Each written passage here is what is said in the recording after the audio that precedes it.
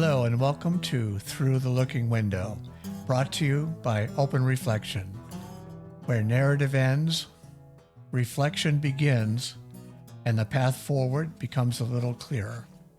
I'm your host, Brian Garceau, and thanks for joining me today. Hello, everyone. In today's episode, we're taking a closer look at the recent sale of a WOWSC-owned property, a move that became necessary due to long-standing financial pressures, a controversial PUC ruling, and the lingering aftermath of multiple lawsuits. As former board members, Jeff, Walker, and I will walk you through how this decision unfolded, from early warning signs in the financial reports to attempts to work with a standing real estate committee, and finally, the board's path forward through local hostility, legal resistance, and tough negotiations. This episode isn't about rehashing old fights. It's about understanding what led to the sale, who tried to stop it, and we'll explain how, despite everything, the board acted to represent all of the members and in the corporation's long-term interests. So with that as an intro, I'd like to welcome back Jeff Walker. Welcome, Jeff. Thank you, Brian. Good topic today. It'll be Thank a good you. topic. All right, let me see if we can get a better picture of you. There we go. So I think I'd like to start out with, we'll go back a little bit and we'll talk from our last episode, I think, where we went through pretty exhaustively our financial position and how we got there. If we could just quickly recap from that to help frame the conversation, then we'll take it from there.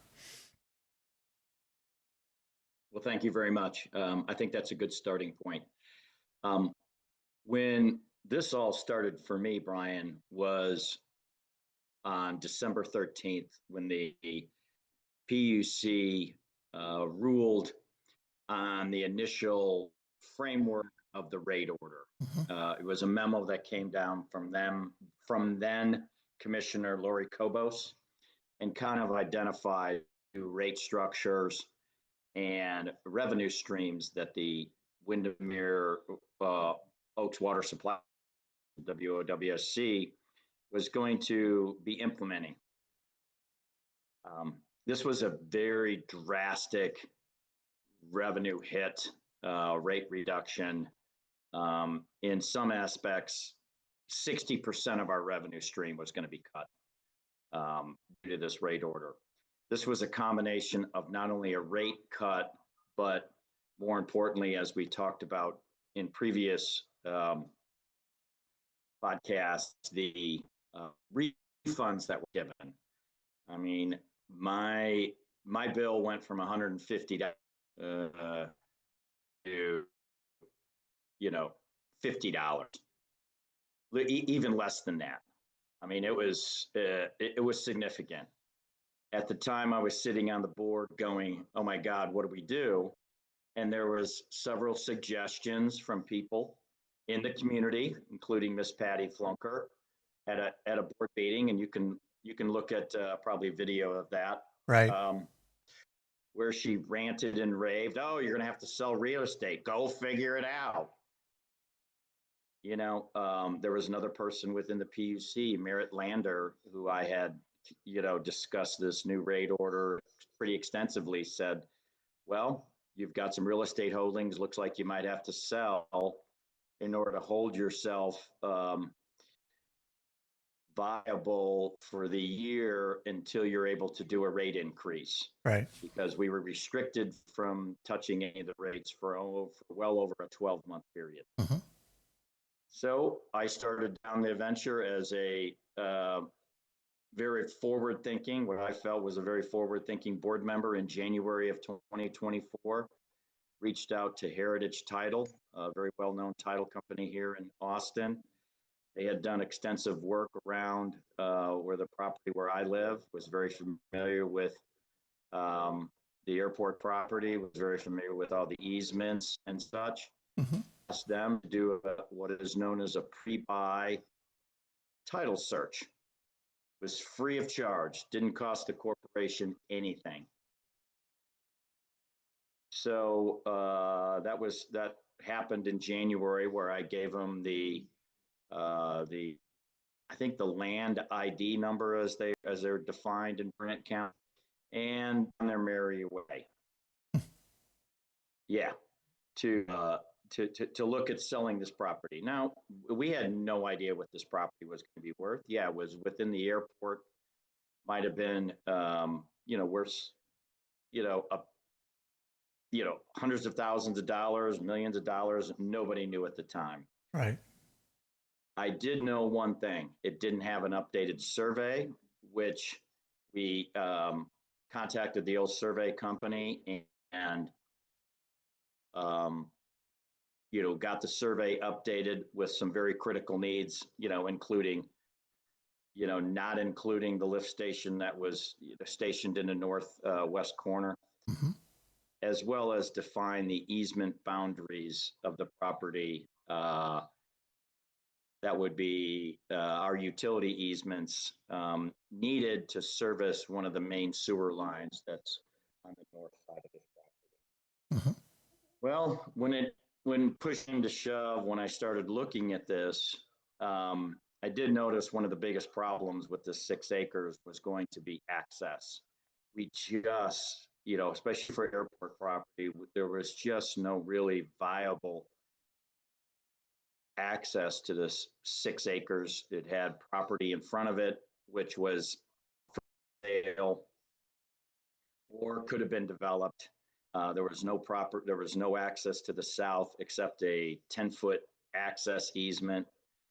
It was a vacant lot that was available for sale at the time to maybe make a taxiway or an access point to this back 6 acres. So it was pretty restricted.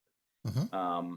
And you were able to see that in the initial review of this property from property boundary points and the listings that we were able to obtain from the Burnett County. So that's going on in the first of 2024.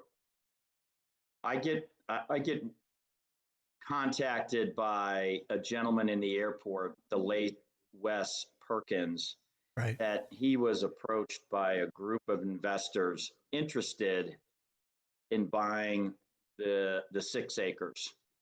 This was, before we knew anything, before we had any idea of what we had on our hands, because the real estate was not really clearly defined. This group of investors were in the process of buying the front portion of this property. This would be the east side of this property.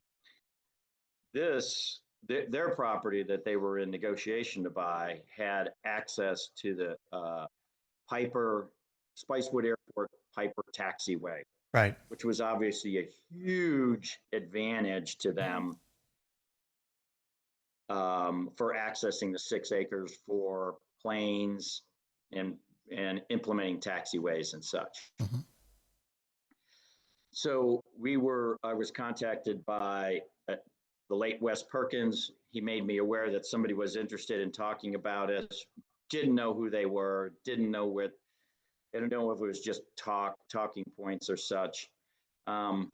This information was actually relayed to the current board president, Patty Flunker, in a text message to say, hey, there might be somebody interested in buying the 6 acres. It could come in as a blind offer. Don't know any of the details.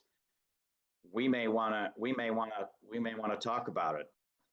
Mm-hmm. At the time, Patty was part of the real estate committee that had been formed earlier in 2024. Yeah, that's something I had no idea actually existed as a new board member at the time. So, just to recap where we are so far, and of course, in a prior episode, we went and discussed the financial difficulties we were facing. You took it on yourself to do this due diligence level of what you could do on your own to try to get a value of the property, to make sure it had a clear title before we went any further. And at some point, we came to the understanding that that real estate committee did exist. It was formed. It had pretty much been dormant, as I understand it. And members were starting to say, okay, we see the financial difficulty. What are we going to do about it? We have this property. It's been sitting around for I don't know how many years. We really should look at using that, selling it, and getting us on a better footing so we can get some of these things that were outstanding taken care of and get on a better footing and proceed from there. I don't think anybody, I don't think anybody really grasped onto the financial Okay. Yeah. situation the corporation was in, Brian, except the current board members. I still think, even in today's world, I think they're oblivious to what the monthly revenue stream is, what it takes to run this corporation, what it takes to build a nest egg for future development, and so on. The current board is fortunate enough that they have a pretty good sum in bank account, which I was left with in early 2024 from an insurance settlement that we obtained. But that's kind of a bad position or situation to be in, where you're relying on your savings account to supplement your revenue stream for the corporation. Yeah, That's and bad. before you continue, I actually, while you're talking here, I have this queued up. I think I'll share this. This is the, let's see, this is really what I wanted to show you here. You'll recall this. This is a presentation I did back in Yes. January, second of a kind of a trying to get an idea of where our finances were. So this is kind of the work product of our working with our accountants to try to understand where we're at, try to get our books in order. And I actually trended the income over expenses month to month, and then I averaged it, kind of a rolling average month to month from the beginning of the year. And notwithstanding our bank balance, this is what was happening to us as far as net revenue goes. And you can see we're fighting a losing battle here. And so, to your Yes. point, you can fill up that bucket as much as you want with whatever you can. But the problem still remains that we're not making enough money month over month. And by the way, I think we talked about this in our last episode, or the one where we covered our finances. This is something the prior board was dealing with as well. And so I'll stop there because I just wanted to bring this back by way of reminder. No, I think that's, I think that it was a clear sign. It definitely helped me, saying, oh my God, we have enough revenue to sustain, excuse me, for about 6 to 9 months in the Right. month of 2024. That's right. Just in our current run rate, that does not include contingencies or anything else that was, going to come our way. And we got smacked real hard with legal bills pertaining to such things as a 2022 tax audit from the IRS. We spent 28 plus grand, or will be spending 28 plus grand on that. We had various interventions by members through second and third quarter of 2024 on some of our compliance filings that required additional legal spend. You don't anticipate in that in your budget. It could have helped up stronger, but we were spending money to keep the corporation whole and functional. Yeah. I mean, our our expenses for operations went up slightly, but not that much. It was everything. And I think a key report that nobody paid attention to, I did when I understood it, was the director's report, and the amount of monthly revenue we were receiving just was opening to me, especially when the rate order went into play in March of 2024. And this is a document that is separate from our books, right? This is what the operator Yes, produces. That's correct. That's correct. The director's report is a monthly report that shows what is actually received into the bank account, Mhm. or from people paying their water and sewer bills. So that's our revenue right there. Water and sewer. We're in the corporations in the water and sewer business. So, you look at that and you say to yourself as a board member, how in the hell are we going to pay our bills? Right. Well, we only had a runway. I anticipated, based on some of your reports that you pushed back. I know you and I had conversations about this. We were looking at a 6 to 8 month window. Yeah. Of sustaining the corporation until we're out of money, and then we're like, we don't know what we're going to do, because there's no other way. There's no other places to tap. It's not like the water. You can open up your tap and water comes out. There wasn't a tap to open up a cash flow. Well, So the it's real estate, passive. It's passive on our part. It's up to the customer how much they actually draw from the facility, and that over and correct. above the base cost that they get every month. If they don't use the water, then you don't get the money, That's right? totally correct. And you still have to And that's produce. You still have to keep up the plant and everything else. Yep, that's a very good point, because I touched on that director's report. If you look at it in the first 4 pages, very compelling. I think it was a page 4 or 5 of that report, and you notice that over a fifth of our members used zero water, and we were based upon a usage model, which is what I think the PUC figured, but they didn't look at that director's report to go, wow, a fifth of your users don't buy any water. Right. I mean, right. that's a huge revenue hit. A fifth of your users. I mean, and then you have your base rates cut from X down to $7.75 a month for both of them. There's no way you're going to sustain. Yep. So that's what drove me going, okay, how do we save the corporation? And at the time, we had a lot of board rift during the first quarter of 2024. I was the sole member standing. I was not going to leave my post. I wouldn't do that. I was elected for 2 years. I was going to serve for 2 years. I think it's also key to note that not only was I a board member, I'm a member of the corporation, and I care about the water utility and the community as a whole. So we get this anonymous, back to the story, we get a unanimous call about, hey, somebody's interested in buying this 6 acres. Don't know who it is. We do some initial investigating with the late Wes Perkins. I'm not getting involved in anything about it. I'm just going to let Wes handle it. He was a member. Right. He was not on the real estate committee. He was doing some work effort on behalf of the entire community, which I thought was noble. Patty Flunker was made aware of it in a text message that this work was going on. She was part of the real estate committee. Figured that maybe she'd want to engage. That never happened.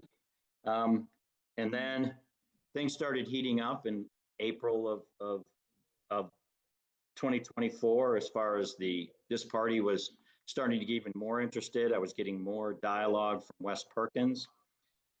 Wes was trying to figure out what the value of the property was, what was a fair, selling price of it. Right. We looked at all aspects. We looked at the big, where the property was located, what restrictions they had as far as access, what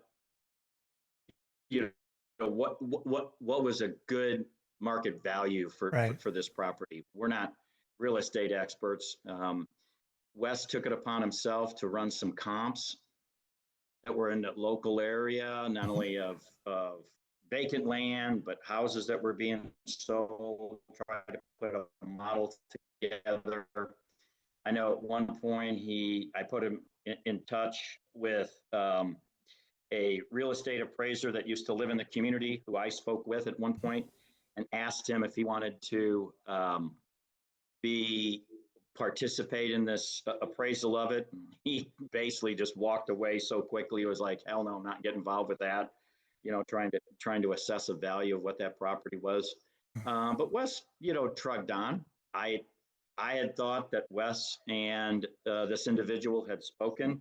Mhm. Um, I just made that wrong assumption, and I stated that at one of the meetings, which I was very, very incorrect with, and I apologize to that individual and the board Mhm. and the membership about that I overspoke about um, their dialogue together. And at that time in April, Wes Perkins had passed away, so we didn't know where any of the data was or analysis. I did get a spreadsheet from him, but I never got a chance to deeply review where his numbers had come from with him, prior to his passing. And is this about the Then time go when ahead. the real estate committee comes back into view? Do they get Not engaged right just about yet. We're now? still in Yeah. April. Hmm. We have a meeting at the plant on Right. May 18th of 2024. I call a board meeting. You remember that meeting? It was allow the membership to come in and tour the plant. That was the Yep. only thing that was really on the agenda, is Yep. kind of talk about our financial positions and so on and where we were at. And we provided a very detailed tour of the plant. Mike from, at that time, AWR, which became Sci Environment, took groups of individuals through the plant, showed them, what was where, this is this valve, this is this, Yep. storage tank, and so on. I thought it was a very, Was a very great. good Saturday Yeah, it to was host fun. that, because a lot of people didn't understand what it was. We went through our business, typical meeting, everybody's hostile. There was a lot of discussion. Why don't you put the corporation in receivership and so on? We're having a financial problem, and we're trying to avoid that. Nobody wants to put their uh, company that they're part of in receivership.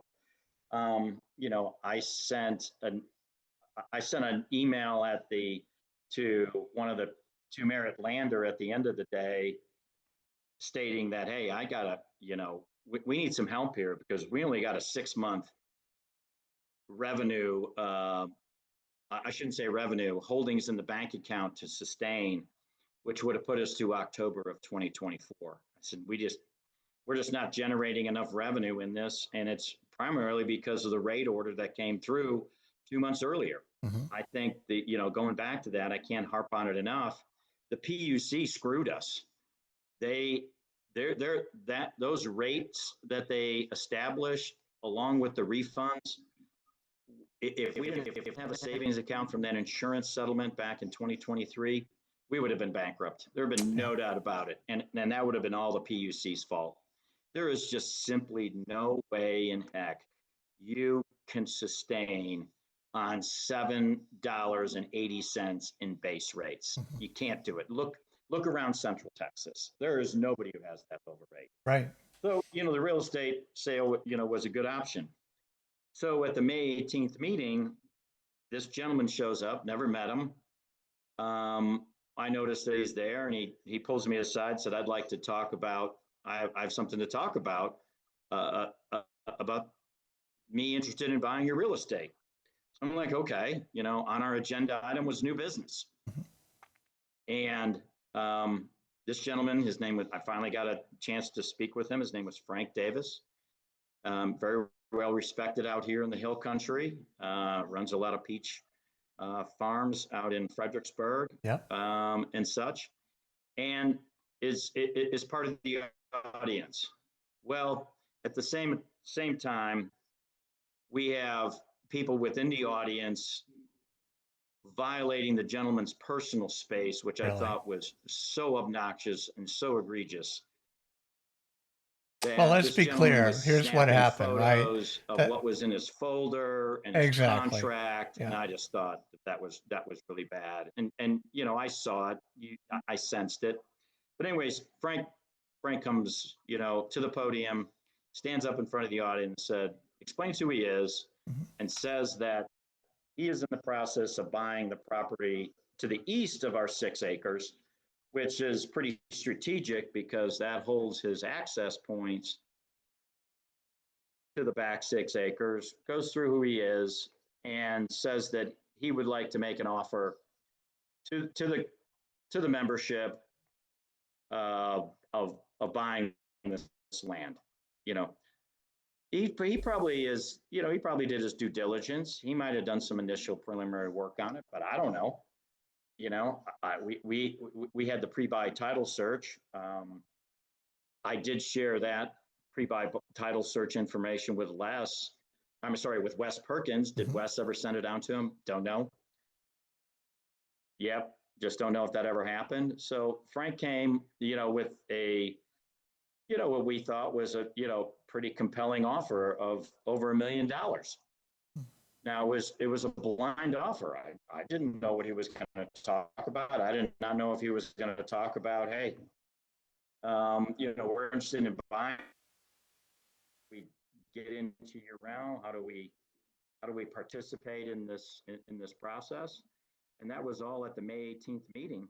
And obviously there was several members within the community that were in outrage with not only me, but the process has happened. They thought I was going to make the decision at that point of selling the property, blah, blah, blah, which I couldn't do that because that's a total TOMA violation. None of that was on the agenda. Frank just spoke as a person that was interested in pursuing the purchase of those 6 acres that we were in the process of, putting together. Sure. So that was in the May 18th meeting. He presented the offer to us the next day. I got a copy of the contract, and then I think at that time, Brian, you decided to come on board, if I remember. Not too long after, yeah. I think after that meeting, you decided to come on board. The next meeting that we had was June 1st, less than 2 weeks later. We called a special meeting.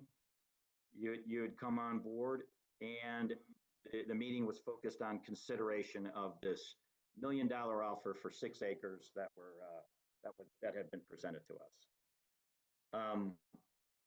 And again, at the May 18th meeting, I had a diagram of the property because we were looking to put it under listing. I had spoken with a couple of real estate agents. I'd done a lot of the due diligence. I talked about how restricted it was, that the only thing that was available to that property was a 50-foot easement. I told the community, I said, tell me, it's 300 feet deep off the taxiway. What happens if you have an airplane taxiing out and somebody coming in, they meet halfway? How are you gonna solve that problem? Airplanes don't back up. Yep. That was a tough part of that real estate, was just pure access if you're going to turn it into a viable airport property. Yeah, it just wasn't there. People thought we had a greater easement through another member, Dana Martin, which was not true. It never got documented. I heard rumors that there were individuals that were involved in that lawsuit that should have pursued that easement that was granted to us, but it was never documented in Burnett County. We did a extensive record search, and even when we did the survey, it came out that boom, you had 50-foot easement going back to that 6 acres off of Piper Lane, which was, like I said, 300 feet deep to get to it. It's a football field of taxiway. Right. So the real estate committee, at the June 1st meeting, all of a sudden everybody in the audience is like, well, what about the real estate committee? What about the real estate committee? And I'm going to turn it back over to you to say, what did you think of that meeting? Because I think you had some comments on it. Sure. Well, as I recall in that meeting, we had understood that there was a real estate committee. We saw several people pretty vocal about we really do need to sell this real estate. And so as a board, we said, okay, that's a great idea. You're a real estate committee. We're going to charge you with several things. We want you to go off and do that assessment that and I can't keep forgetting the name of the actual word for a real estate assessment. But anyway, go off and do that. Sorry, appraisal. That's the word. Yep. I keep forgetting that one. Okay, for some reason. Do the appraisal. Identify and engage realtors if you can, and move to sell the property. If you can get an offer, awesome. Let's do that. And we set them off with those three items to do, and we gave them a length of time to do it. Do you recall what that length was? I want to say Well, and a then, month, you but know, in the meantime, we met as a board. It was yourself, mhm, Scott Miller, yep, and myself. We had this $1 million offer sitting in front of us. That was pretty compelling because we knew what the financial uh, beings of the corporations were, what we were burning through on a monthly basis. We were getting calls from, at that time, CoBank, mhm, because we did not have enough funds to support the loan obligations we had with them. We had over $500,000 in loan obligations to CoBank. We had missed several of the payments. We were behind on there. I started some initial dialogue with some of the people at CoBank.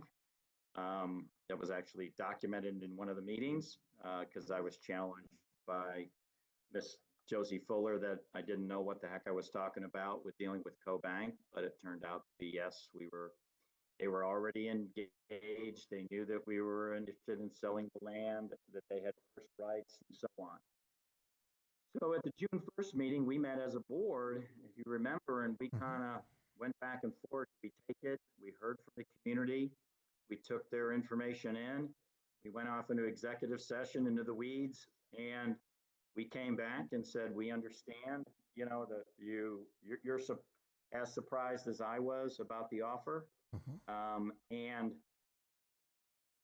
we kind of concluded from a board standpoint is let's suspend it until the real estate committee can come back with maybe something else, a better offer or a better appraisal. Yep, And we that did. was at the June 1st meeting. Well, that gentleman who gave me the offer gave us 3 days or 4 days, I do believe, that offer would be valid. So what did we do? We ended up having another board meeting on June 5th. You sent that real estate committee out with marching orders and said, hey, let's go take a look at this. At the same time, I was engaged with a gentleman by the name of Curran Van Eman about coming on board. He was a commercial real estate broker. I don't know if he's a broker or agent. I don't want to misspoke there. I'll just say he's an agent. He Mhm, has done commercial real estate around Central Texas for 30 plus years. He was also the developer of the Spicewood Airport Estates, mhm, where the 7 hangars, one of them is I located at. His family had been involved with the Spicewood Airport for well over 30 years. Curran had extensive knowledge of the easements, of the tract of land that we're talking about. At one time, he even talked about potentially buying it. He walked away. He wanted to focus on his little acreage, his 7 lots, which he developed. But he had an outstanding knowledge of the airport, of the water board, of politics, of the revenue streams, because his family was part of it, from his dad to his brother to himself. So he mhm. had very good knowledge of what was going on. Plus, he was a licensed real estate agent that worked with a very boutique commercial real estate firm here in Central Texas, Capelli and Associates. And they're pretty big. They have a long reach. Mhm. We did not get Curran involved in this blind offer deal because why would I want to pay him a commission when it's already on the table? Right. So he stood back in the weeds for a little bit until we went through the motions. And then in June, I think we had a meeting on June 5th or 6th to discuss the $1 million offer and get an update from the real estate committee. And I'm going to turn it over to you if you remember that, Sure. that meeting date. Yeah, Go ahead. I think it was a really good meeting. We asked for the real estate committee's report and their work product, and they did do the presentation. I think Michelle did an excellent job, but essentially, she outlined really the history of that property, which is useful information. So we call another meeting. The board does, the three of us, and we get presented with 3 offers from the same individuals. And we present them, to the community. One was the $1 million offer, accept now, and we'll buy the property.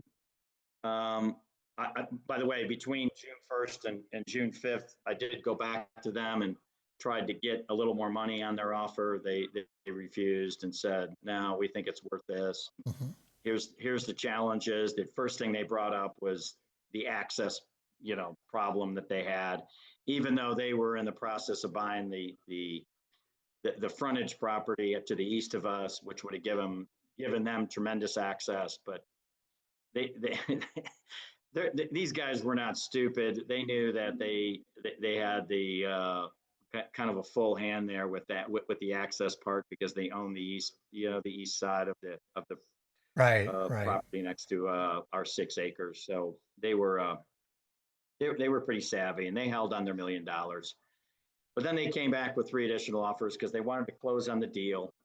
And they came back and they presented that day. They dropped off 3 of the offers at the meeting. If you remember, I had to go Yeah, out and get they them, had and he walked me heard through them. they had Yeah, heard and they that were. I'm sorry, they had heard that Go ahead. the comments from the community that they needed more time Yep. to Yep. assess this property. So go ahead. Yeah, and that's a very good point. I mean, Frank and his team almost walked away from the May 18th meeting because of the hostility that he saw. He's like, I don't get why they want to sue me. I'm in here trying to help you guys Right. trying to buy a piece of real estate that is kind of landlocked, has low restrictions, got a retention pond on, a lot of work to develop it, TCEQ violation, and the whole 9 yards. I mean, you're in a cash flow problem. I mean, that's what business people do. They come in, but I thought his offer was, relatively fair. I didn't know what the value of it was at the time. I thought it would be between $1 million and $1.5 million, based upon some of the preliminary work that Wes Perkins had put together. But we were in a cash crunch. We were trying to save the corporation and keep clean water flowing through the pipes and to people's houses. Yeah, and Frank had And mentioned that he felt and his partner that they were coming in to help save this corporation. yes, So, yep, imagine their, I don't know how to phrase it, their response. Well, we're going to hear about their response when they were yeah, treated the way they were in meetings and oh yeah, other venues. yeah. So he doesn't participate in the June 1st meetings. He doesn't participate, or he's not there, even though he's a member. Keep in mind, he did own a hangar at the time over in the airport. He was a member, so was his partners. So they were all members, and they saw what was happening. Mhm. They looked at what the PUC had done to us from a rate standpoint. These guys were not stupid. But anyway, so they came in, gave us 3 offers. The one was $1 million, accepted now. There was one for $800,000 that gave us 30 days, and then to make a decision. Then there was one for 600,000 that we had 60 days in Mhm. order to execute on that. I thought that was, that's pretty reasonable and fair from a real estate standpoint. Get your work done, and such, and accept our offer or don't accept our offer. So we meet as a committee again. Obviously, a lot of hostile. If people want to review the videos, they can. They can see the hostility in the audience. They can see our line of questioning. Again, the 3 of us go into executive session. We talk about all of those. And we kind of concluded that it wasn't in the best interest for the membership and got support. And we decided to walk away from all 3 of those and hopefully rely on Curran to bring us clarity in what we had on our real estate holding, Mhm. and hopefully maybe find a buyer that would offer us a little more money. Sure, why not? So the 3 of us, made that decision. A lot of applause from the audience. The following day, I met with Frank personally. I handed back all the contracts to him. I said, Frank, we're just not in a position. The community just is not ready to sell that yet. We listened to them, and if you want to come back with a better offer, that's, in 30 days or such, where everything cools down, we'll be open to that. Right. And he was, he was a little ruffled under the feathers. As a matter of fact, he sent me an email, which I have distributed to some of the members in the community. He was grateful that he didn't buy into it just because of the hostility Yeah. that he saw from the membership and how rude they were, and how just he didn't want to get in business with the Water Supply Corporation with members that were, taking pictures behind his back of his personal space and his personal folder, threatening him with lawsuits if he moved forward. There was just all kinds of Yeah, it action really that is was unique just, from yeah, their standpoint, from a buyer standpoint, a commercial standpoint. It's not like you're buying a piece of property in the desert and you're going to make it bloom, you're going to improve it, right, and if there's any community discussion about it, it's all third hand. No, in our yes, situation, you're becoming a member of the community. You're going to get yes, there and you're going to get whatever comes, and it's going to be personal. It's very, right, very different than any right, other commercial deal. right. I looked at it not only from the sale of the real estate, Brian, but I looked at, potentially 20 water taps. Right. That's a Paying significant amount of customers. revenue. Not only, yeah, Exactly. not only if we would have gone to our next step and upped our tap fees, doubling our tap fees. I mean, we were talking $8,000 to $10,000 in tap fees. That's another additional $80,000 in revenue potentially. And then your monthly fees that you would have collected from these people. I mean, Right. I looked at the whole picture on a 3 to 5 year out. Now, at the same time, in order for this gentleman to develop that, he would have probably had to put 1.5 to $2 million in just infrastructure to get it developed. Hmm. And that's a significant, chunk of change that somebody's got to spend, not only $1 million for a piece of property, then $1.5 million or $2 million to develop it. Now you're into it for $3 million, and you're sitting on, 20 airport lots that everybody was claiming, oh, it's great, the real estate sells really quickly out here and blah, blah, blah. Well, that's still a crock of shit, because I know of 3 or 4 hangars that have been on the market out here for the last 6 to 9 months Hmm. and haven't sold. Sure. So don't believe the hype when people come back and go, oh, really, this is precious land and so on. It is, for the right buyer and the right people who can afford to buy, a piece of property at $300,000 to develop a hangar, because now you're into it 5, 6, $700,000 just for a metal building. Right. That's not Yeah. I mean, that's there are not a so big many market. You don't factors. have, So many yeah, factors go yeah, into a real estate so many factors. deal. Yes, I mean, yeah, in the economy, of course, everybody knew Texas land property sales had been falling for a year, right? I mean, yeah, this is not the land of plenty that it was with all the Californians moving in, sure. prior to about a year ago. Now, it may be different now. I'm not sure. I think it's about flattened out, but it's not the boomtown that it was. And No, then, to your and it wasn't a point, boom town then. every And deal is yeah, unique, and with the right. proper buyer, it doesn't matter what any other factor is, really. If they Exactly. want it, they want it. Exactly. Yeah. And again, keep the eye on the prize. The eye on the prize was capital that we needed to pay off loans, to pay off debt that we had to sustain the corporation and to run the plants and and pay our operators and our Right. accountants and our legal teams and so on. It takes money to do that. And we were just not generating it through water sales. It just was not happening. Yep. So, anyways, we move on to the summer of 2024. Curran's fully engaged. Couple of those naysayers that were out there, very vocal at meetings, pounding their fist, calling me a liar and a developer and making all this bullshit up and, crap. And, Curran even at one point reached out to them and said, hey, let me have a private meeting with you Yeah. two, and I'll Yeah. explain, this piece of property, and I'll explain my strategy for selling it. He was more than open to go talk to these people after he came on board. just because of the rhetoric these people were saying, not only about him personally, but also about the real estate sale and about the board. He was shocked that we had walked away from $1 million offer with, Frank Davis. He was shocked. He was like, wow, that had to be tough to swallow and walk away from. I said, yeah, it was.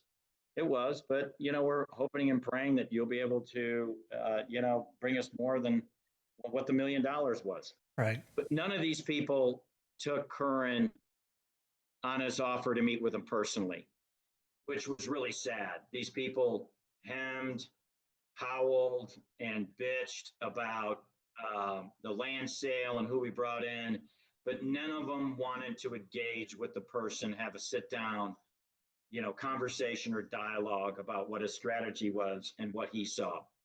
They just went back to their typical, fake news, conspiracy theory that everybody was out against the membership, selling assets, underneath, under the table, cutting deals, when none of that was true.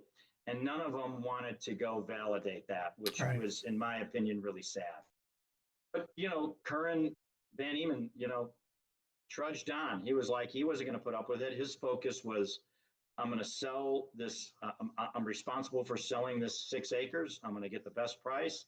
I'm going to list it in several of the aviation magazines. I'm going to put it on a national commercial real estate website. I'm going to market the crap out of it and try to find you guys the best price, the best buyer. And he too realized that the water company was in, financial straits, and that this property had sat vacant for 25 plus years. Right. It was a wasteland, and it was slowly getting surrounded by other hangars, choking that access. Any access, yeah. Really, really stupid. Really stupid why previous people back in the early 2000s didn't see the front east portion of the of that property, which backs up to an active taxiway and which was established for years before.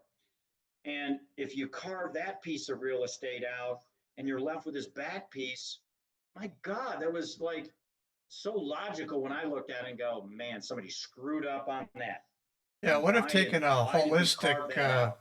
would have taken a holistic view of that Yes. and forward thinking planning to Yep. lay that all out, taking that Windermere Oaks property into consideration. Maybe Yep. just because of the fact that it was that originally it hosted the utility, right? I Yep. mean, at least the sewage Yeah. At one management. time we owned it. Yeah. Yeah. At one time. And I think the problem was there were like 4 or 5 separate pieces of properties that were there. Hmm. And I know in the 6 acres, there was 3 property IDs because they had all kludged together to form the 6+ acres that we eventually sold. Same with on the east side. I mean, we should have just said, you got to buy it all together. And that's it. We'll try to find a buyer, back when that east property was put up for sale or approved by the board to be sold to another individual or what. They said, no, you should take all 8 to 9 acres once and do what you can and such. But that's water over the dam. So anyways, So we hired the we're in realtor. 2020. Yeah. So we bring the realtor on, a lot of hostility about him, personal vendettas and such are brought forth again. He tries to, calm the waters. Nobody wants to calm the waters. Nobody wants to have dialogue with anybody. Everybody's thinking it's a conspiracy. We're doing things outside of it. But the board was looking at cash flow. We were looking at monthly revenue, and we needed money to sustain. Here we are limping along in the summertime. We're unfortunately spending money on IRS audits that were brought forth by members. Unfortunately, we've got member interventions on some of the PUC filings, which cost us more legal fees to respond to and such, driving up legal costs. We got bills to pay, and we just don't have the revenue coming in. And we can't apply for a new rate increase until October of 2024 because it would take about 6 months to get implemented because we couldn't do a rate increase because of the rate order of 2024 for over a year. So that would put Right. us, the new rates could come into effect in March of 2025 if we had, done our homework in September and October. So then we're limping along in the summertime.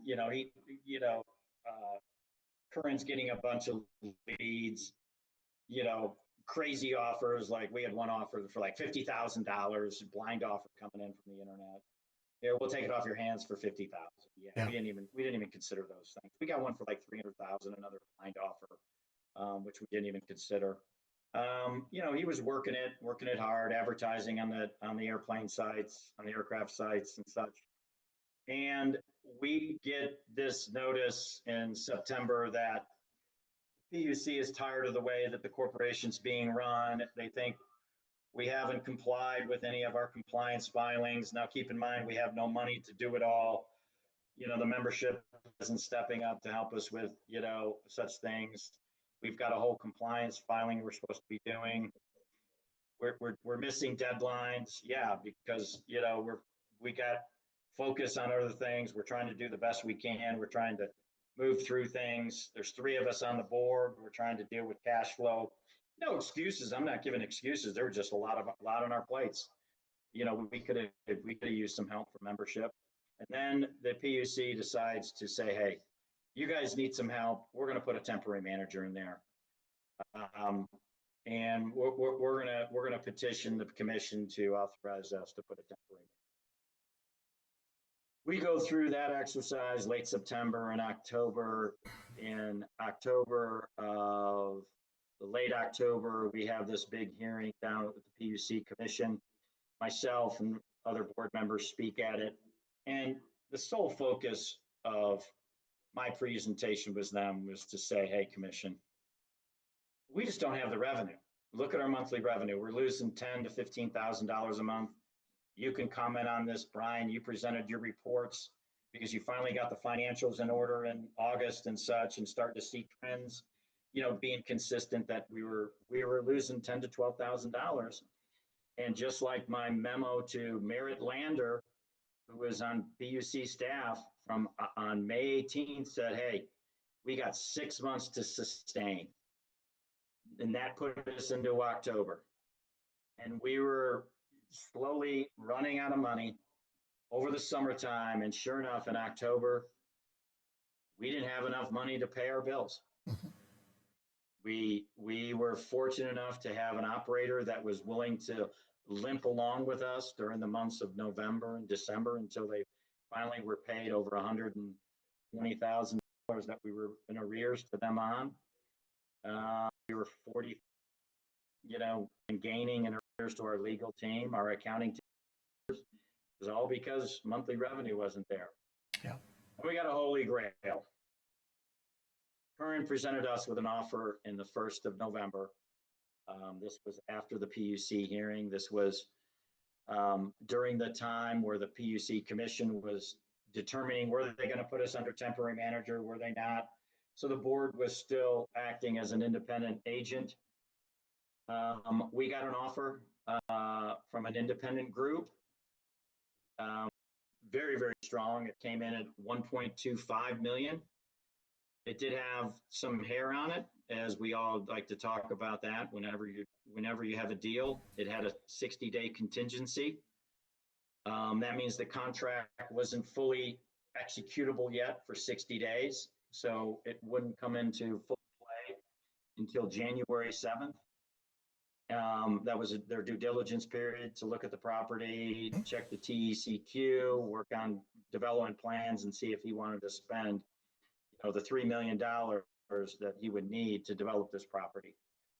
This individual knew all about the easement problem, knew all about the access issues, and knew that there was only a 50-foot easement. I made sure of it. I said, have you seen the survey? The new survey came out in the 1st of November. It showed that the lift station was not part of the deal, that the easements were all taken care of as far as access easement to our plumbing that we had over there and such. And he was fine with it. He was going to move forward. We have a board meeting, the 3 of us, very contentious board meeting. I think it was at the community center at that time. And we voted to accept the contract Yep, we did. as is. And we executed that contract, that day. I, as the vice president acting in my capacity, signed that contract on that day. Now, keep in mind, it had a 60-day due diligence period. They could walk away at any time. And that was pretty key. That put us, we were on pins and needles about what we were going to get, if we were going to get this until January 7th.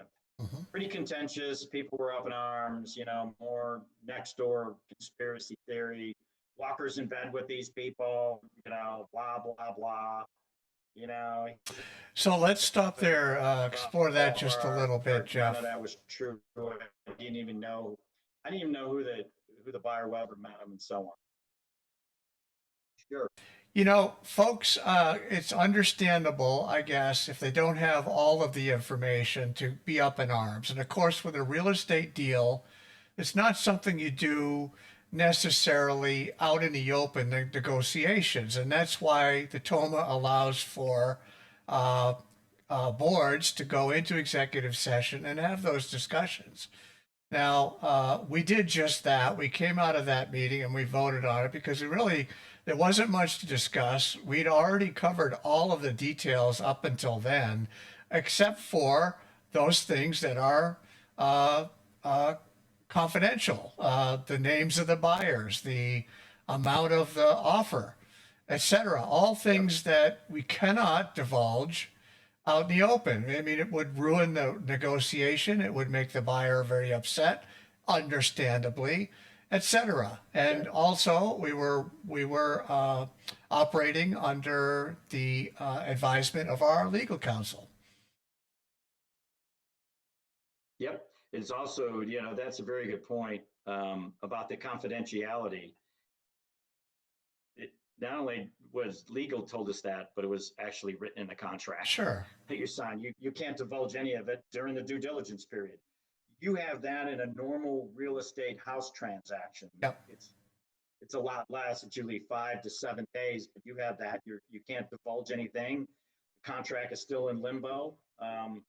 And you don't want other realtors to know what you're selling your house for. It's the same with us. We had to keep it under wraps for 60 days.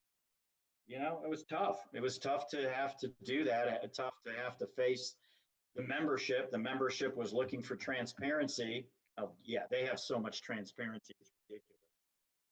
Or it doesn't have any. And it was tough to take the beating that we took. Even though we were legally, we couldn't do it. We were under legal obligation. We could have individually been sued. The corporation could have been sued, and so on. We were following our legal direction. Anyways, so the temporary manager comes on board at the end of November. We also get hit with a lawsuit between, for each of the board members. A temporary restraining order was filed on November 8th to restrain us from selling that piece of property. Again, conspiracy theory and fake news was spread, from Danny Flunker about, oh, we got the TRO, he's spreading that rumor out there, which is not true. Just because you file for a TRO doesn't mean the judge granted you the TRO, the temporary restraining order. So that was false narrative and conspiracy theory spread by Mr. Flunker, the king of conspiracies. And we trudged on. We were like, okay, the three of us took it upon ourselves without legal intervention from the corporation because we were individually identified in that TRO. It gave us the right to defend ourselves. And if we were going to defend ourselves, we're basically defending the corporation as well. So the corporation benefited from this. We filed a response to the TRO, and which was, basically we deny everything. That's in the TRO. That's pretty standard practice. And then the people who filed it tried to get the TRO approved by the judge, which would, by the way, require a hearing, and none of that was ever done. They submitted false affidavits on 4 key points. And one of them was, oh, the real estate sale needs to be suspended or thrown out because it included the lift station, which was totally not true. If they would have done their homework and looked at the survey, which was published well before the contract was even offered to us, the new survey identified that lift station was carved out of this parcel of land. And so they had some perjury going on themselves. They knew what this is, even though they tried to get the judge to say, hey, they're selling, parts of our infrastructure into this, which was so not true. There was also misstated facts in that about the land itself and the appraisal part of it, and how did they come up with those numbers and such. And it was basically garbage. They submitted it, and nothing came from it. The TRO was never issued. There was no hearing on it. I think the judge in Burnett County realized this was a legitimate real estate transaction. They simply did not want to, take the time or effort to come into a hearing. I personally think, and so do some of the people that I spoke with about it, I don't think the judge would have issued a TRO against this real estate transaction. We had every means and bounds to sell this piece of property. We had legal authority as a board. Yep. We had legal sign off from our current legal team. They said, yeah, move forward. We had a lot of people supporting us, because a lot of people in the community supporting us, because they looked at the financials that you had put together and said, wow, you're in some world of hurt. Yeah, that's a good point. And I went on the notion from Merritt Lander and Patty Flunker, who both stood up there and said, sell the real estate. Yeah. That's how you're going to get through this new rate order, and new set of rates. Yeah, I did want to emphasize the point of the community, the membership, and the vocal extreme minority that is just bent on destroying everything they touch, it seems. And you talked about this narrative, and you talked about what happens when there's limited information. This small group of miscreants fills in the details, and they fill in the details with whatever comes into their mind, and it's 99% of the time inaccurate. And they're very vocal, and they're on social media all the time. They're destroying people's reputations. They're destroying the neighborhood.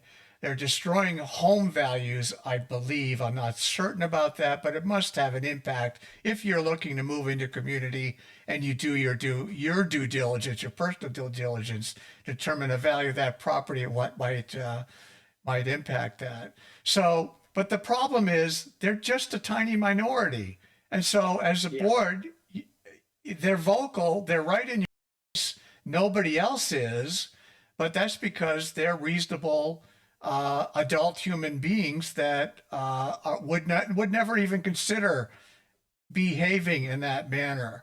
And so these small group of miscreants is in our face all the time. And it has an impact. There's no doubt about it. It definitely has an impact. No doubt about it. And so as a board member, you need to overcome that, and you need to continually remind yourself that there are 95% of the rest of the community that either does not want to participate and therefore does not have a voice, or does not want to participate in the open because of literally fear of what this group of miscreants will do. And they've already done to me, by the way, you and Scott to some extent. They're going to jump on them if they don't agree with them. And it's a very difficult situation. You have to persevere. You have to look above that. Scott, your wives, Nope. Yeah, I'll stop there. Go ahead. That's my rant. Yeah, no. I think that is. I think, Brian, you bring up a very good point. We did everything to engage the community. When you have the realtor who listed our property, who has a wealth of information, Yeah. reach out to these naysayers and they come back with vile personal attacks Right. against him. And these individuals were best friends to his younger brother, Right. his late younger brother. It just behooves me. It just shows what the character of those individuals. They want to spread conspiracy theory versus actually getting and having a sit down meeting and discussing it in a civil conversational way with real data, real facts. Yeah.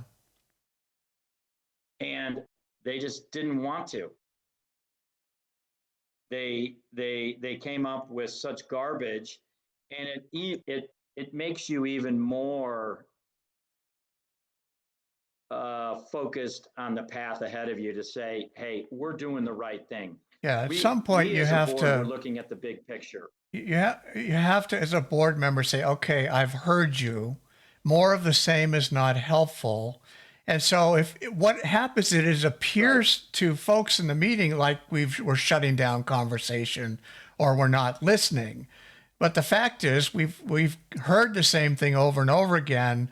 We'd rather not sit there for another 2 hours of it where people are speaking out of turn and have to deal with that. We heard you. Right. Thank you very much. Right. Now we're moving forward.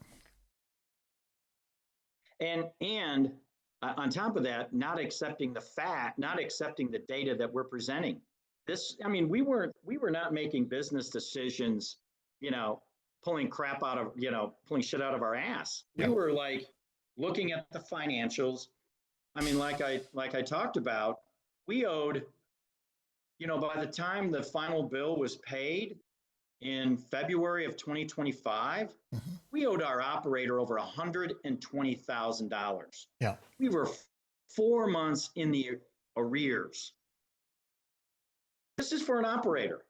They chipped in.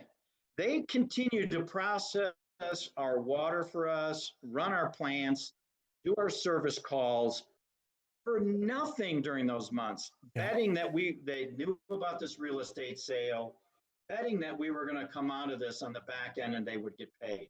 Sure. Same with the legal teams, same with the accounting teams. They hung in there. That to me showed how classy those people were, that they were able to help out this little water utility during this revenue crunch that we were facing. Even CoBank did a little bit of, help with us, because they could have come after us big time. If you would ever read their contract and what the parameters are in that, we would have been in litigation with them, and they would have sued for not only default, but there were provisions in their contract that were above and beyond just collecting money from us. Yeah. They had damages as well. That's how they ran. And they were on the cusp in November and December of filing action against us. I had to inform them of the real estate transaction potential sale, because it's in their contract. And Sure. I did that like on the day after we executed the contract. Sure. I talked to John DeLuca. I said, John, hey, this is what we're, keep everybody at bay within CoBank, because if this sale goes through, we're gonna bring you up to what we owe you to date. And then he was like, no, we're gonna ask for the whole payout. I found out in December, we're going after the whole thing because you defaulted. Yeah. We defaulted on the loans. We got to pay our obligations.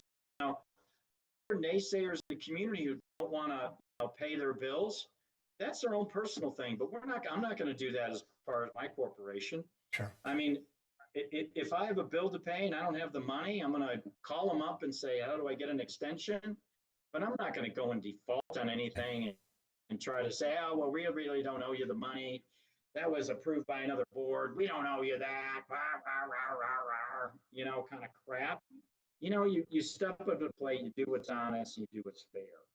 So CoBank was going to work with us. Yeah, and you mentioned the TRO, but there's also a less Pendens, right? So the multiple attempts to try and block this.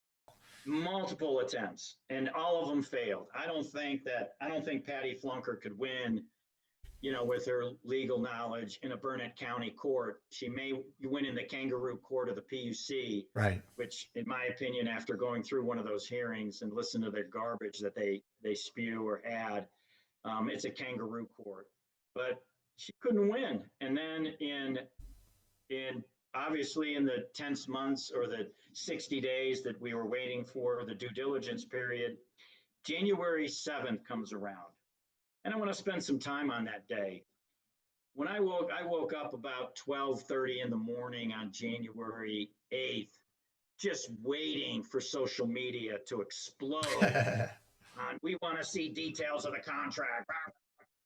Give us that, Walker. It's the due diligence period's over, because they had been barking so loud before that. Sure. Nothing. Crickets. I cannot believe that nobody got on the phone with me. And this went on for a week or so. Yeah. I mean, nobody realized that and it was stated in the meetings. Check the record. The due diligence period was 60 days. Yep. If you can count, you can figure it out. On November 7th, 60 days later is going to be January 7th. Okay, that once the contract is going to be official, we can tell people, the membership, about the contract. We can reveal the details. We can tell who the buyer was. We can reveal the purchase price and the final terms, because the closing date was 30 days after the January. Right. That came into play. So I thought that was very interesting. Crickets. Nobody came barking. Nothing was put on social media. Tell us the details. You crook Walker, blah, blah, blah, you board members, hiding everything and such. And nobody wanted a copy of the contract. Nobody asked for it. No PIA requests were submitted after that, after it became official that we could publish it. So then their next tactic was, instead of having dialogue, let's try, as we got closer to the closing date. And again, Brian, very key, the temporary managers involved in all this. They were informed of this real estate transaction. They supported it.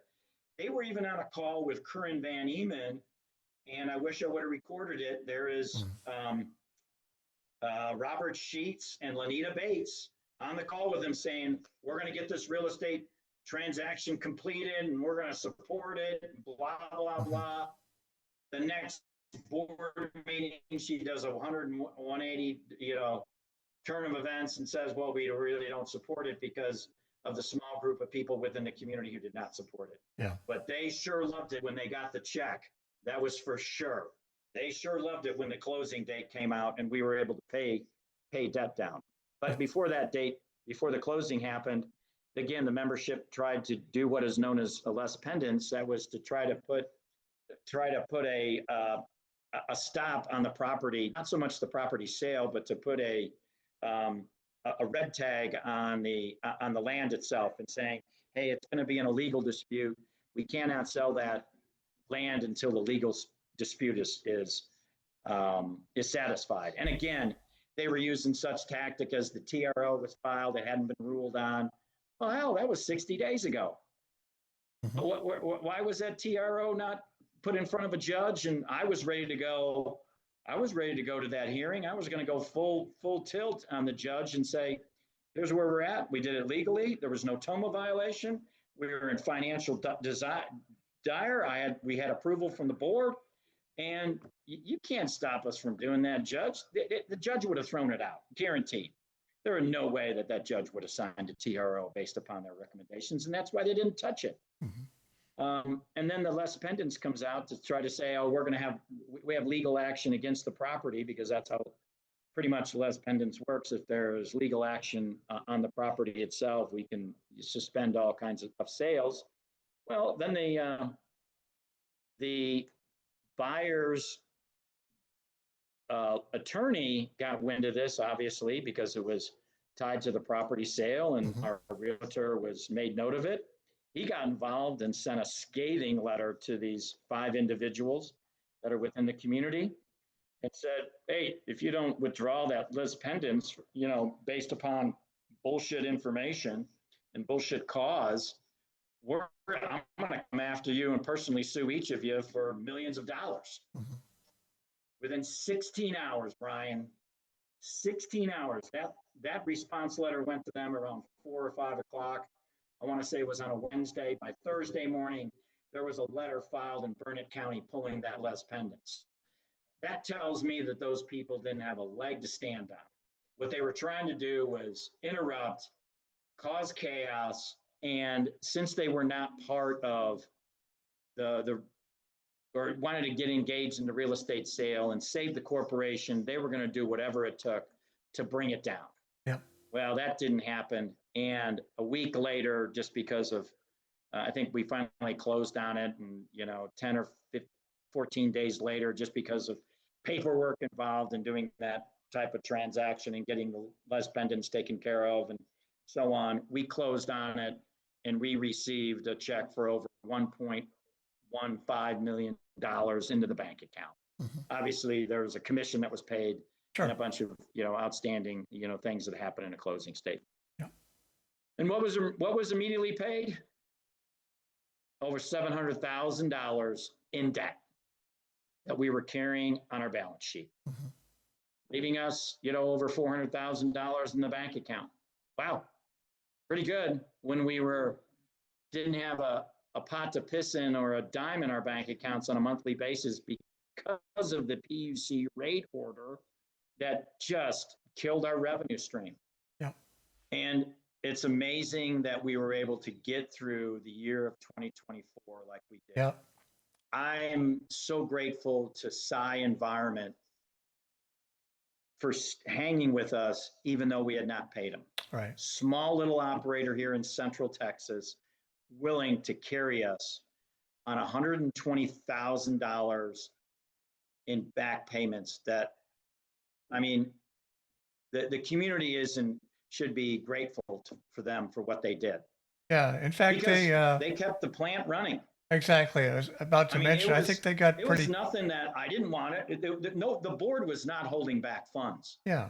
We were paying them little intermittents when we could. We were paying the legal team here and this, and the accounting team. We were robbing Peter to pay Paul, because we were only generating $25,000 to $28,000 a month when we had bills of $35,000 to $40,000. Mm-hmm. Right. And it was right there in black and white, but nobody wanted to believe it. Nobody wanted to sit and have a conversation with you, and you go through the books and trust the numbers and say, or even look at that director's report that clearly stated our monthly revenues. Yeah. And then you look at a bill from Sci Environment on a monthly and say, wow, we're short. That's just on one bill. They didn't look at the legal, the accounting, paying LCRA, operations, our bookkeeper. They didn't want to hear any of that. Mm-hmm. They just said the PUC was right with their rate order. You should have enough capital. Yeah.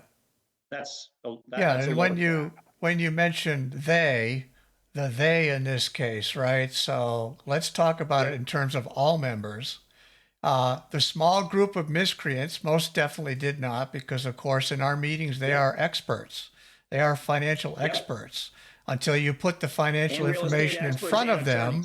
And when you put the financial information in front of them and ask you to comment on them, they get upset, all up in arms, and they run the other direction, because honestly, they do not have the abilities they portray themselves to have.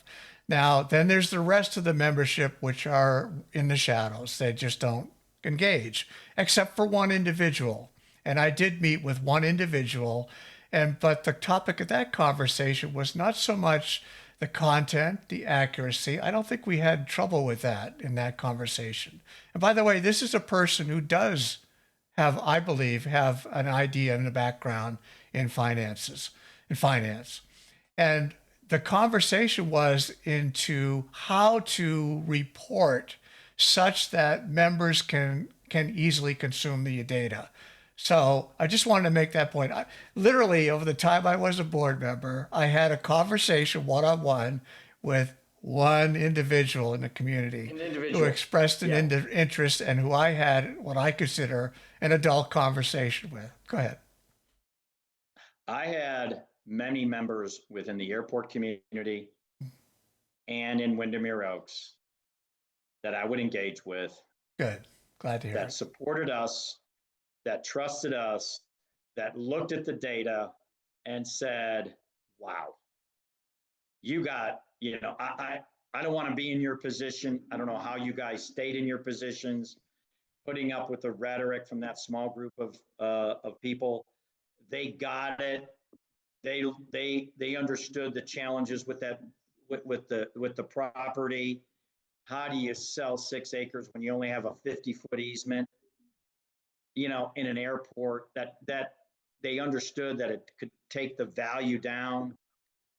They they looked at the finances, they looked at what our monthly revenue was, what our monthly expenses, and go, wow, you can't even pay the operator bill. Yeah, and what about all the rest of these people? What about the lawyers and the bookkeepers and the accountants and the LCRA that we owe money to, and everybody else that comes into play? The chemicals that we were using to process water. I mean, the whole thing. And they got it. They were like, wow, yeah.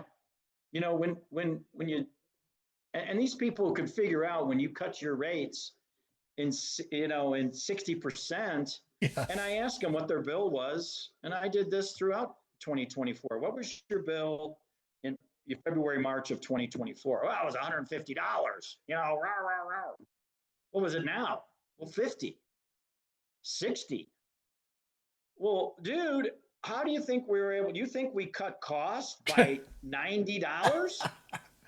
Are you No. serious? You can't cut costs. Our costs are going up because products, chemicals are going up in cost, and so is labor. I'm like, we're not shrinking. We can't shrink, the plan anymore. We have to process more because of the turbidity levels that were in the lake, Due to the because the drought. lake Yeah. is so low where we get our water source from. Yeah. I'm like, but some of those people, once you explained it in basic terms, they got it. They were like, oh. I mean, can you imagine your employer came in and they cut your salary by that amount of money on a monthly basis? What would that do to your budget? Kill it. Still Yep. make your car payment, still had your mortgage payment, still had to pay taxes, still had to put food on the table.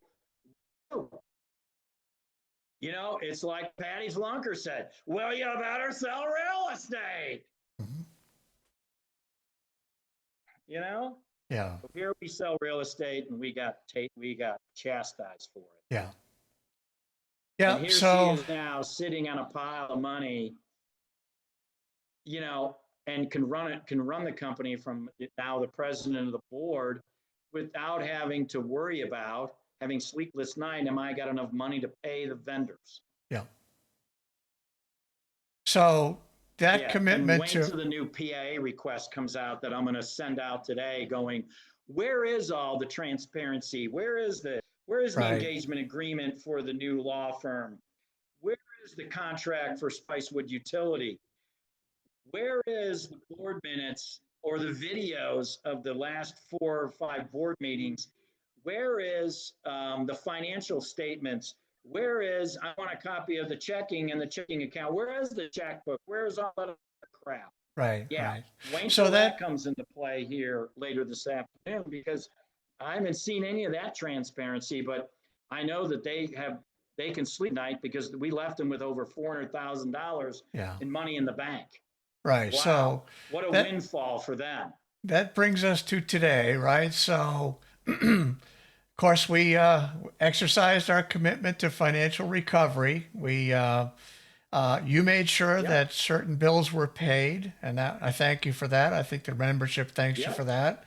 And so now it brings us to today. The sales completed, the critical debt addressed. We have significant cash in the bank when we left. Nothing has changed from what I can see about the financial situation you laid out earlier.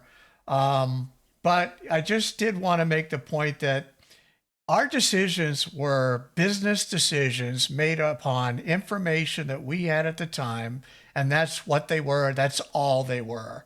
And so we made our best decisions based upon that data. I think we're entirely legal to do so as board members and expected to do so as board members. And so, again, we had very loud voices, had personal problems, personal conflict that may go back decades. I don't know.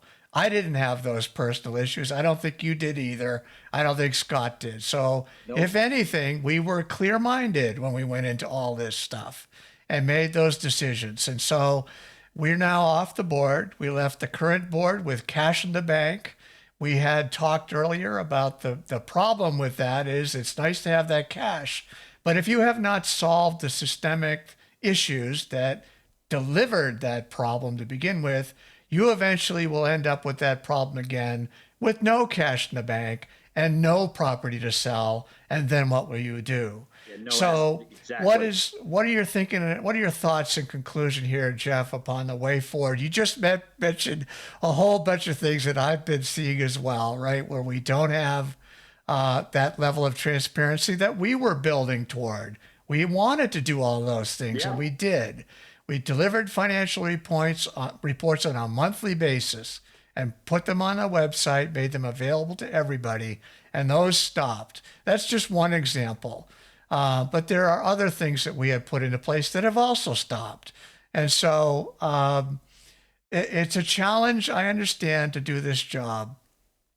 But, at the same time, we want them to be successful, but I don't know what to say at this point. We're seeing all the same things happen, but you're not going to see the miscreants complaining about this because they are now in charge. For what it's worth.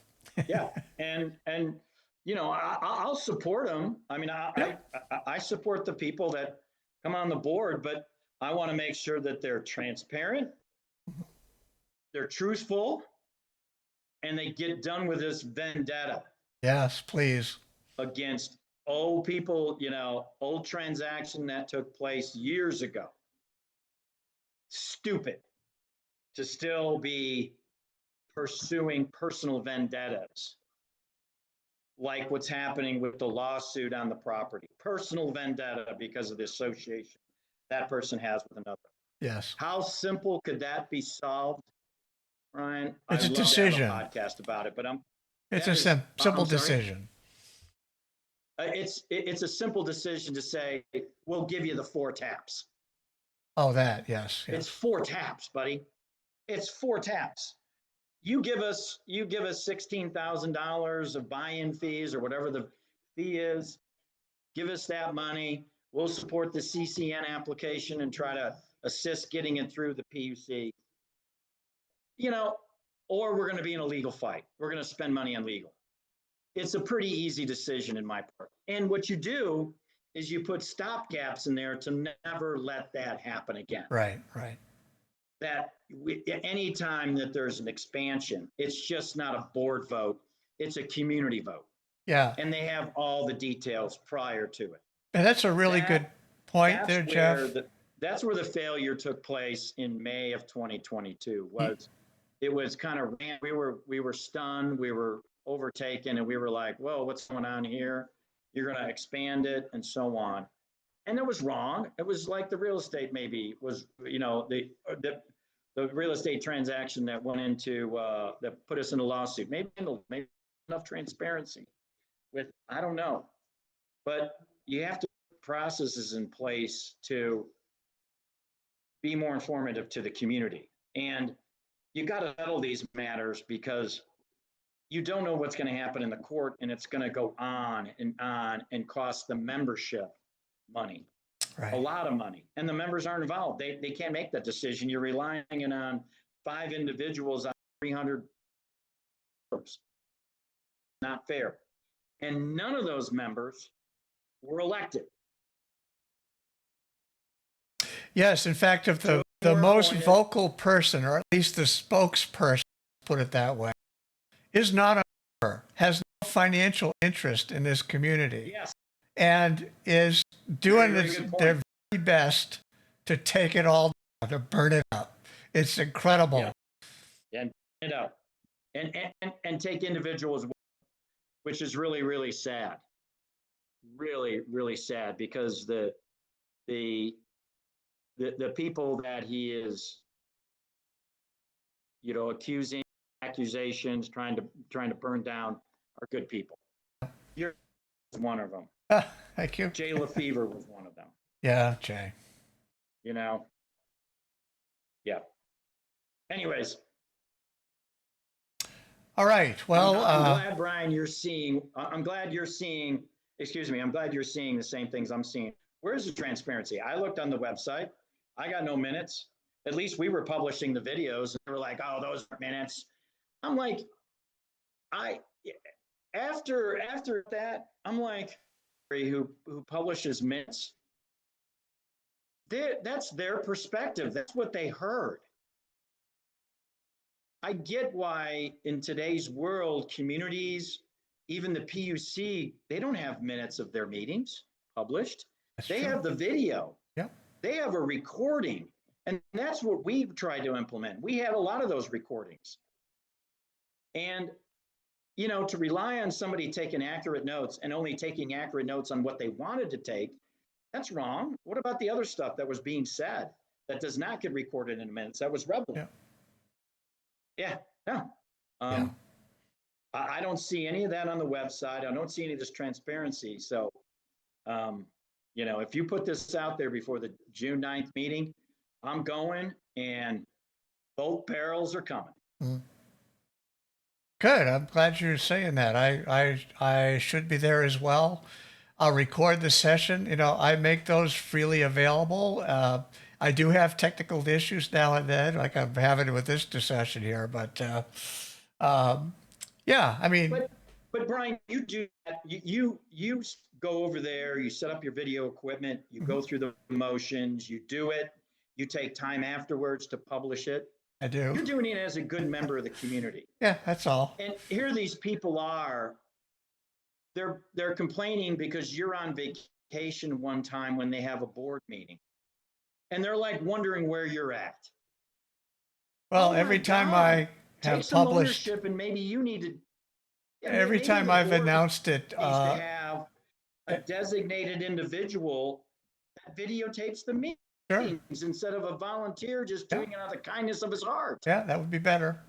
That'd be better. Every time I post that I'm going to be Yeah. recording, I say, And then, I'll do it as long as I'm available. Anytime I'm available, I will do it. So that's what I've been doing. And I just wasn't yeah, available.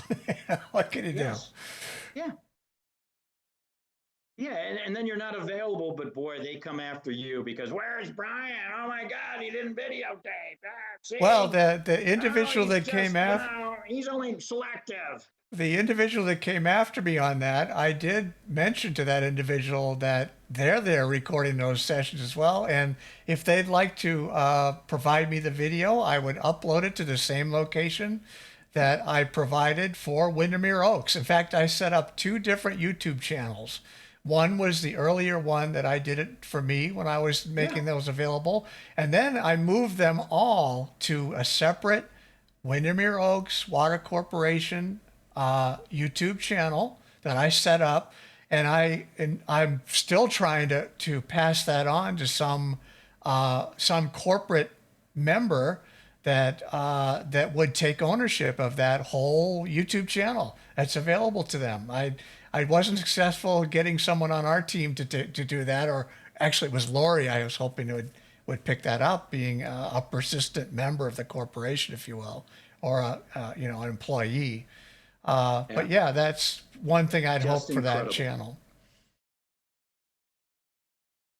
Yeah, just incredible. You try to do some good, they tear you down. What you do, Oh they tear yeah, you down, and then they don't want to step up right. because that's their theory.